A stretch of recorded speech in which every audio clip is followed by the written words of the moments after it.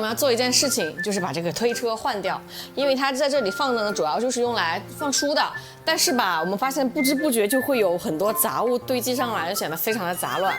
我就在网上看了一款那种推车工具车，是封闭式收纳的，所以说会没这么乱，我觉得还挺好看的。我们今天就来拍一个开箱。一起来看看放在这里怎么样？好了，我们来把它打开吧。其实已经打开了。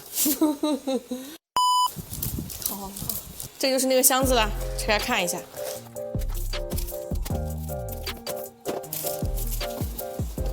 刚才开箱以为它发错了呢，因为这上面还有一层的，是个很高的嘛。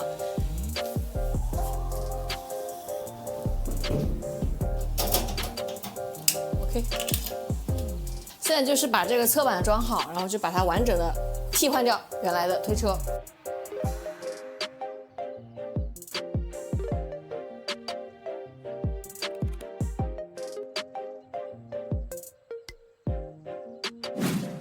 装完了，我好喜欢呀！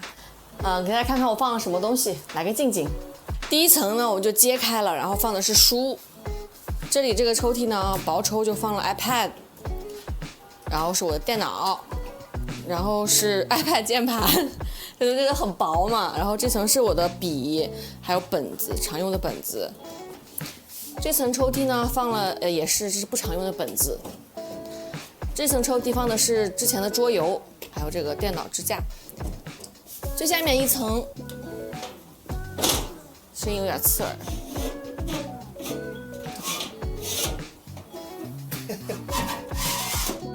下面一层呢，就是放了一些不常用的、不常看的书，还有桌游，还有模型啥的东西，就只能这样放了，没办法，它都不是很规则，所以说你看成了这么多东西。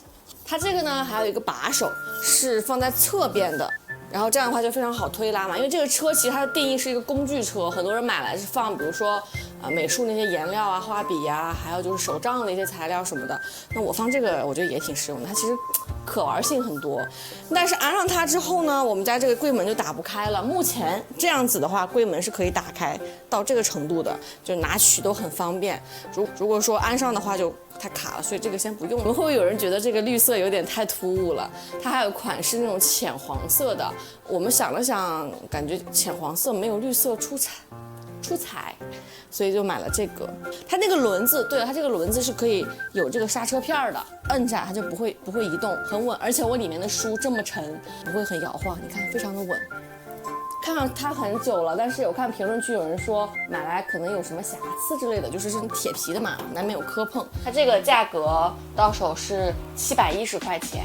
我不知道你们觉得贵不贵，但是这个推车，论它的实用性和颜值来说，应该还是非常不错的哦。我看到还有人拿它来做这种咖啡柜，分享一下吧。我觉得这个很适合，就是非常能给家里面提升一些氛围感，还有格调。